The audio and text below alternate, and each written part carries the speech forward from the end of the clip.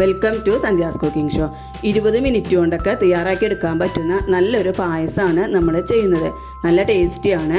അരിപ്പൊടി വെച്ചിട്ടാണ് നമ്മൾ ഈ ഒരു പായസം തയ്യാറാക്കി എടുക്കുന്നത്. നല്ലൊരു ഡ്രിങ്ക് ആയിട്ടും നമുക്കിത് ഉപയോഗിക്കാം. അപ്പോൾ നല്ല ടേസ്റ്റി ആയിട്ടുള്ള ഈ ഒരു പായസം എങ്ങനെയാണ് തയ്യാറാക്കുന്നത് നോക്കാം.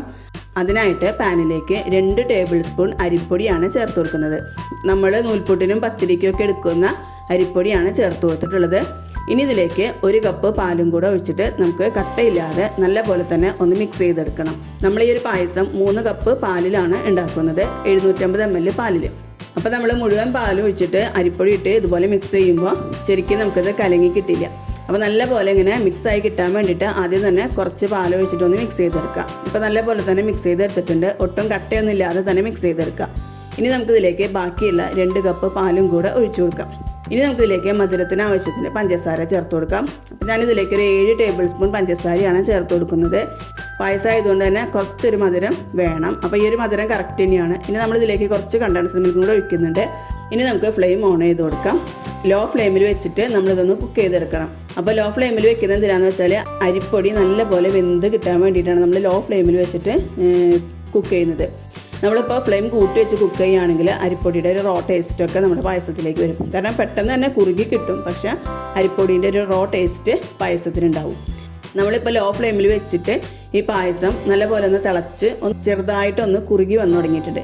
ഈ സമയത്ത് നമുക്കിതിലേക്ക് 2 ടേബിൾ സ്പൂൺ കണ്ടൻസ്ഡ് മിൽക്കും കൂടെ ചേർത്ത് കൊടുക്കാം. കണ്ടൻസ്ഡ് മിൽക്ക് കയ്യിലുണ്ടെങ്കിൽ ചേർക്കാം, ഇല്ലെങ്കിൽ ഒരു 2 ടേബിൾ സ്പൂൺ കൂടെ പഞ്ചസാര നമ്മൾ ആദ്യം ചേർക്കുമ്പോൾ ചേർത്തതിൻ്റെ കൂടെ തന്നെ ചേർത്ത് കൊടുത്താലും മതി. നല്ലപോലെ തന്നെ മിക്സ് ചെയ്തെടുക്കുക. ലോ ഫ്ലെയിമിൽ വെച്ചിട്ട് നമ്മൾ പായസം തിളച്ച് അരിപ്പൊടിയൊക്കെ നല്ലപോലെ തന്നെ വെന്ത് കിട്ടിയിട്ടുണ്ട്. ഇനി നമ്മളിതൊരു 5 മിനിറ്റ് ഹൈ ഫ്ലെയിമിൽ വെച്ചിട്ട് ഇതുപോലെ ഒന്ന് തിളപ്പിച്ചെടുക്കണം. അപ്പോഴേക്കും പായസം ഒന്ന് കുറുകി കിട്ടും. അപ്പോൾ ലോ ഫ്ലെയിമിൽ വെക്കുമ്പോൾ അരിപ്പൊടിയൊക്കെ നല്ലപോലെ നമുക്ക് വെന്ത് കിട്ടും. അതിനുശേഷം ഹൈ ഫ്ലെയിമിൽ വെച്ചിട്ട് ഇതുപോലെ ഒന്ന് കുറുക്കിയെടുക്കുക.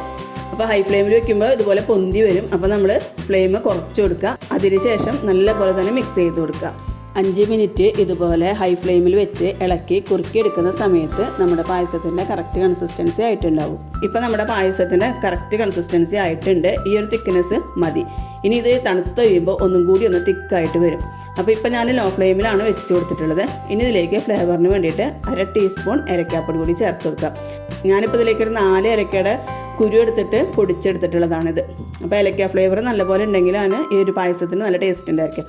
അപ്പോൾ ഈ ഒരു 3 കപ്പ് പാലിന് 4 ഏലക്കയുടെ സീഡ് കറക്റ്റായിരുന്നു. നല്ലപോലെ തന്നെ ഇത് മിക്സ് ചെയ്ത് കൊടുക്കുക. ഇനി ഇതിലേക്ക് ഒരു നുള്ളു ഉപ്പും കൂടെ ചേർത്ത് കൊടുക്കുക. മധുരമുള്ള ഡിഷൊക്കെ ഉണ്ടാക്കുമ്പോൾ ഒരു നുള്ളു ഉപ്പ് ചേർക്കുമ്പോൾ ആ ഒരു മധുരം ബാലൻസ് ചെയ്ത് കിട്ടാൻ വേണ്ടിയിട്ടാണ് നമ്മൾ ഉപ്പ് ചേർക്കുന്നത്. നല്ല ടേസ്റ്റും ആയിരിക്കും. ഇനി നമുക്ക് ഫ്ലെയിം ഓഫ് ചെയ്ത് കൊടുക്കാം. ഇനി നമുക്കിതിലേക്ക് കുറച്ച് അണ്ടിപ്പരിപ്പും മുന്തിരിയും കൊപ്രയൊക്കെ ഒന്ന് റോസ്റ്റ് ചെയ്തിട്ട് ഇട്ട് കൊടുക്കണം. അപ്പോൾ നല്ല ടേസ്റ്റ് ആയിരിക്കും. അതിനായിട്ട് പാനിലേക്ക് 1 ടേബിൾ സ്പൂൺ നെയ്യ് ചേർത്ത് കൊടുത്തിട്ടുണ്ട്. ഇനി ഇതിലേക്ക് കുറച്ച് കൊപ്ര ചേർത്ത് കൊടുത്തിട്ടുണ്ട്. പൊടിയായിട്ട് എരിഞ്ഞിട്ട് തന്നെ ചേർത്ത് കൊടുക്കുക. ഇനി ഇത് ചെറുതായിട്ടൊന്ന് ലൈറ്റ് ബ്രൗൺ കളർ ആവുന്നവരെ ഒന്ന് റോസ്റ്റ് ചെയ്തെടുക്കുക. ഇപ്പോൾ കൊപ്രയൊക്കെ ചെറുതായിട്ടൊന്ന് ബ്രൗൺ കളർ ആയിട്ടുണ്ട്. ഈ സമയത്ത് ഇതിലേക്ക് കുറച്ച് അണ്ടിപ്പരിപ്പും മുന്തിരിങ്ങയും കൂടെ ചേർത്ത് കൊടുത്തിട്ട് അതും ഒന്ന് മൂപ്പിച്ചെടുക്കുക. ഇതൊക്കെ ചേർത്ത് കൊടുക്കുമ്പോൾ പായസത്തിന് നല്ല ടേസ്റ്റ് ആയിരിക്കും. ഇപ്പോൾ ഞാൻ ഫ്ലെയിം ഓഫ് ചെയ്തിട്ടുണ്ട്. ഇനി നമുക്ക് ഈ മൂപ്പിച്ചെടുത്തിട്ടുള്ള അണ്ടിപ്പരിപ്പും മുന്തിരിയും കൊപ്രയൊക്കെ പായസത്തിലേക്ക് ഇട്ട് കൊടുക്കാം. എന്നിട്ട് ഇപ്പോൾ മിക്സ് ചെയ്യണ്ട. ഇപ്പോൾ നമ്മളിത് മൂടി വെച്ച് കൊടുക്കുക. നമ്മളിത് എടുക്കാനാവുമ്പോൾ മിക്സ് ചെയ്താൽ മതി. അപ്പോഴായിരിക്കും നെയ്യിൻ്റെ ഫ്ലേവറൊക്കെ പായസത്തിൽ ഇറങ്ങിയിട്ട് നല്ല ടേസ്റ്റ് ഉണ്ടായിരിക്കും. അപ്പോൾ വളരെ എളുപ്പത്തിൽ തയ്യാറാക്കി എടുക്കാൻ പറ്റുന്ന അരിപ്പൊടി വെച്ചിട്ടുള്ള ഈ ഒരു പായസം എല്ലാവർക്കും ഇഷ്ടപ്പെട്ടു എന്ന് കരുതുന്നു. എല്ലാവരും ഒന്ന് ട്രൈ ചെയ്ത് നോക്കുക. എല്ലാവർക്കും ഇഷ്ടമാവും. വീഡിയോ ഇഷ്ടപ്പെട്ടാൽ നമ്മുടെ ചാനലൊന്ന് സബ്സ്ക്രൈബ് ചെയ്ത് സപ്പോർട്ട് ചെയ്യുക, ലൈക്ക് ചെയ്യുക, കമൻറ്റ് ചെയ്യുക, ഷെയർ ചെയ്യുക.